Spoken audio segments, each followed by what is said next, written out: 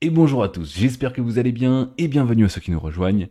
Dans cette vidéo, on va analyser ensemble la société Apple, qui est bien sûr cotée au Nasdaq. On va voir sa santé financière, les perspectives d'évolution, sa valorisation et enfin une petite analyse technique.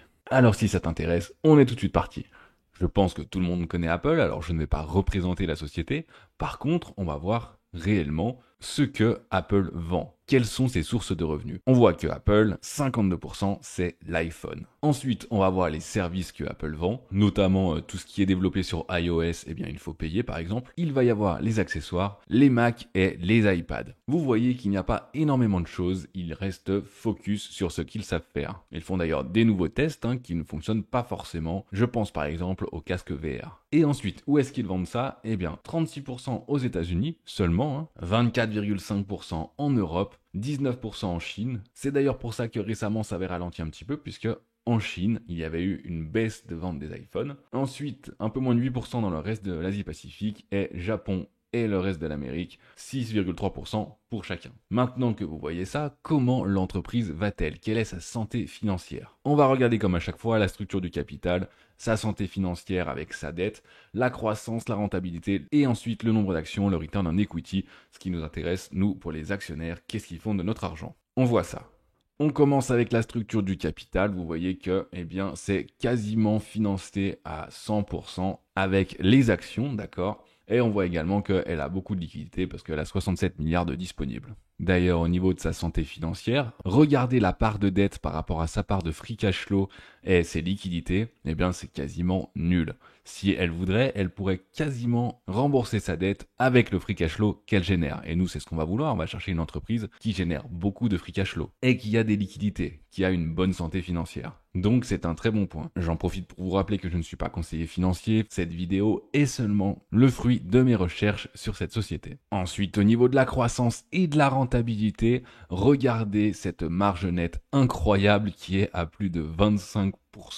Donc c'est vraiment énorme sur chaque produit vendu. Elle fait une marge nette extraordinaire. C'est aussi ce qu'on va rechercher, des entreprises qui sont capables de dégager vraiment une marge nette. Ça veut dire qu'ils ont un avantage concurrentiel qui est incroyable. Et on voit également une croissance des revenus. Alors un peu moins entre 2022 et 2023, d'ailleurs on va la voir juste après. Mais pour une entreprise de croissance, on est obligé d'avoir une grosse croissance des revenus si on veut que ça nous rapporte beaucoup d'argent. On peut d'ailleurs analyser la croissance des bénéfices par action et du revenu, qui est un peu similaire, avec une croissance prévisionnelle aussi qui est très bonne. On ne fait pas une analyse ultra approfondie puisque de toute façon les performances passées ne préjugent pas des performances futures. Donc faire un compte rendu ultra détaillé du passé ne va pas nous aider pour l'avenir. Ce sera dans la slide d'après qu'on verra comment Apple va pouvoir continuer de grossir. On va regarder quelques ratios de rentabilité pour voir à quel point Apple reste rentable.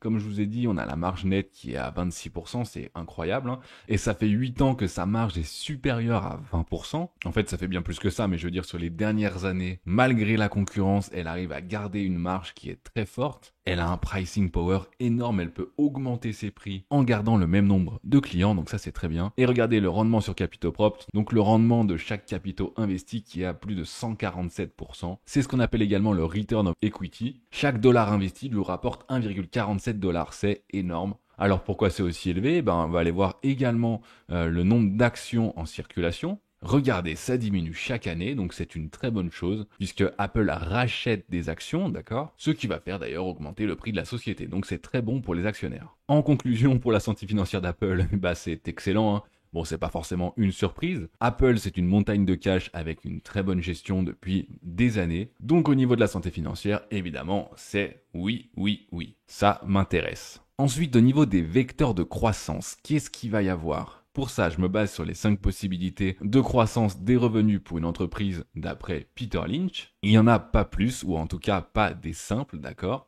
Et nous, ce qu'on veut, c'est quelque chose qui est géré simplement. Il va y avoir réduire ses coûts. Est-ce que Apple peut réduire ses coûts? Non, malheureusement. C'est également dans ses comptes de résultats et dans les statistiques, mais bon, je vais pas tout développer non plus parce qu'il faut que ça reste intéressant.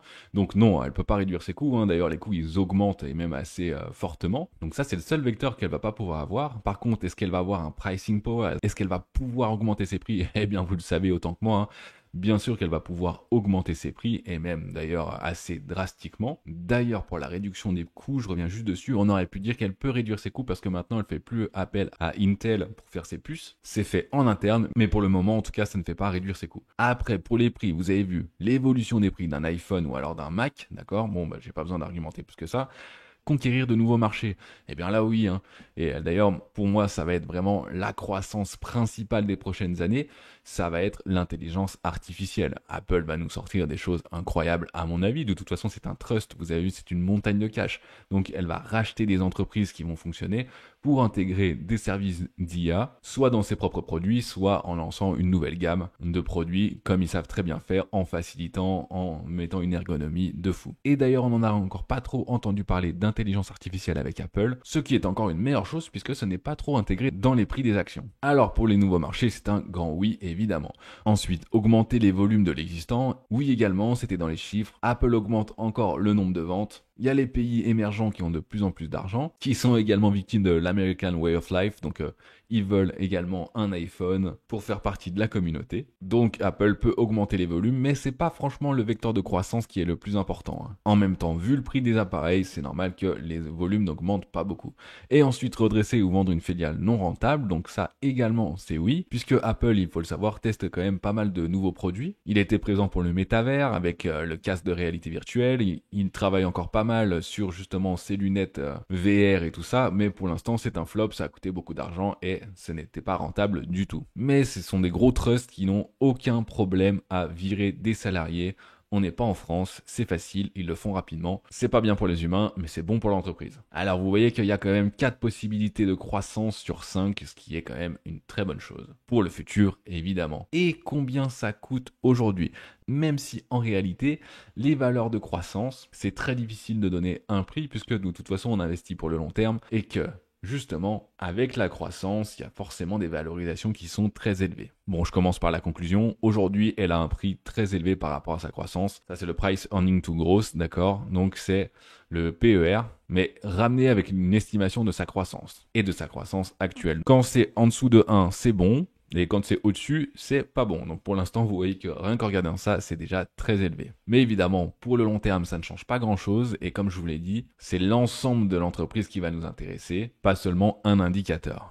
Et il suffit que la croissance estimée augmente et ce PEG va forcément diminuer avec. En plus de ça, elle est dans énormément d'ETF et vous savez qu'aujourd'hui, la gestion passive, ça représente largement plus de la moitié de tout ce qui se passe dans le monde des actions. Et comme c'est une énorme part de beaucoup d'indices, de beaucoup d'ETF, eh bien à chaque fois, beaucoup de gens achètent du Apple, même sans le savoir. C'est pour ça aussi que les prix sont très élevés. Mais bon, on voit l'évolution des ratios. On voit quand même que même par rapport aux dernières années, hein, on a un ratio de cours sur bénéfice qui est aujourd'hui à 28, en gros. De toute façon, quand vous allez regarder la vidéo, ça va changer, puisque ça change tous les jours. Et que c'est quand même très élevé, même par rapport à toutes les dernières années. Bon, sauf 2020. Mais 2020, il y a eu la chute juste après. Donc si vous voulez essayer de timer un petit peu le marché, ce qui n'est pas forcément une bonne idée, mais si vous voulez essayer de rentrer dans le marché au meilleur des moments, ce n'est pas forcément le bon moment. Apple reste très cher, même par rapport à la qualité de l'entreprise, d'accord? Ce qui peut être intéressant à la limite, c'est si vous avez pas mal de cash, c'est de rentrer avec une petite partie et ensuite de moyenner les coûts à la baisse si jamais le cours du titre descend. C'est pareil, on passe pas 3 heures sur les ratios de valorisation parce que ça c'est vrai aujourd'hui, mais ça va évoluer très rapidement. Et il suffit d'une nouvelle ou alors d'un nouveau produit qui sort, ou je vous ai dit une annonce sur l'intelligence artificielle ou quoi que ce soit, et le cours peut très bien remonter rapidement, ainsi que toutes les ventes d'ailleurs, puisque la croissance estimée va augmenter. On voit ça maintenant sur un graphique, petite analyse technique avec Ishimoku. On voit très rapidement court, moyen et long terme. On commence avec du court terme, on est en daily. On voit qu'il y a eu un énorme gap ici, hein, un gap à la hausse, puisque tout simplement ça a été l'annonce des résultats, qui était meilleur que prévu et ça a cassé la micro-tendance baissière qu'il y avait. Par contre, regardez, au niveau de Ishimoku, on est complètement dans aucune tendance. On n'est pas du tout dans une tendance haussière en daily. On vient juste de sauter le nuage. Selon les règles d'art de Ishimoku, c'est pas du tout un point d'entrée, hein. La lagging span est encore sous le nuage, alors qu'ici on est au-dessus. On va aller maintenant en weekly, en semaine. Et ben c'est pareil, en semaine, on vient juste de rentrer dans le nuage avec une résistance juste ici, hein, qui est en fait tout simplement la Kijun mensuelle. On voit qu'à la descente, elle a été travaillée 1, 2, 3, 4, 5, 6 fois. C'est pareil pour aller dans l'autre sens, elle sera forcément retravaillée. Mais de toute façon, quand c'est rentré dans le nuage comme ça, avec une lagging span qui est au-dessus du nuage mais sous les anciens cours, ça reste pas forcément le meilleur moment pour rentrer en weekly, d'accord? Je pense qu'il y aura des meilleures opportunités. En plus, il y a des perspectives de baisse de taux d'intérêt, ce qui veut dire que l'économie ne va pas forcément au top du top pour le moment, donc il y aura forcément des meilleurs points d'entrée à mon avis, mais quand je ne sais pas. Et par contre, si vous voulez vraiment sur du très long terme, on va aller vraiment en monthly, on va aller en mensuel, regardez. Là, on va dézoomer un petit peu, hein. Alors, petite précision, hein, je suis toujours en logarithmique. Regardez cette magnifique tendance haussière, on est toujours au-dessus du nuage. Ça ne fait que monter, avec bien sûr à chaque fois des belles corrections. Hein. C'est les actions, hein. Ça monte, ça descend. À chaque crise, forcément, ça descend. Et puis ici, ça a l'air petit, mais regardez, ça fait des corrections de 40%. Ici, 32%, d'accord.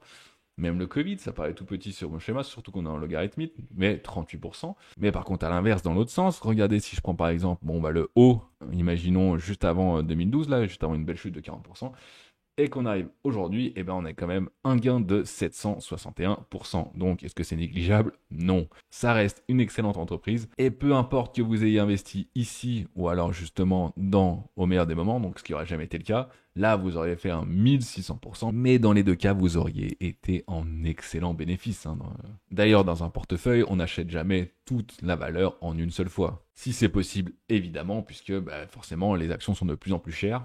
Surtout les actions comme ça, mais selon les courtiers, vous pouvez fractionner, il y a plusieurs possibilités à faire. En tout cas, ce qu'on retient ici en mensuel, c'est que depuis 2005, c'est une croissance continue, sans jamais retoucher une seule fois le nuage, le Kumo, alors que même la crise de 2008 a failli y aller, mais on n'y est même pas. Alors selon l'analyse technique sur le très long terme, c'est une très bonne chose. Bien qu'évidemment, les performances passées ne préjugent pas des performances futures. Et pour conclure, c'est à vous d'agir si vous voulez l'acheter ou non. En tout cas, moi, Apple dans mon portefeuille, évidemment. Sur du long terme, ce serait une grosse erreur pour moi de ne pas l'avoir. Après, si vous êtes 100% ETF, eh bien, de toute façon, vous avez du Apple, donc la question ne se pose pas. Enfin, sauf si vous n'avez pas d'ETF américain, mais dans ce cas-là, il faut revoir votre stratégie d'ETF. En tout cas, pour l'heure, j'espère que cette vidéo vous a plu. Je vous dis merci d'avoir regardé. Thumbs up, bien sûr, si ça vous plaît.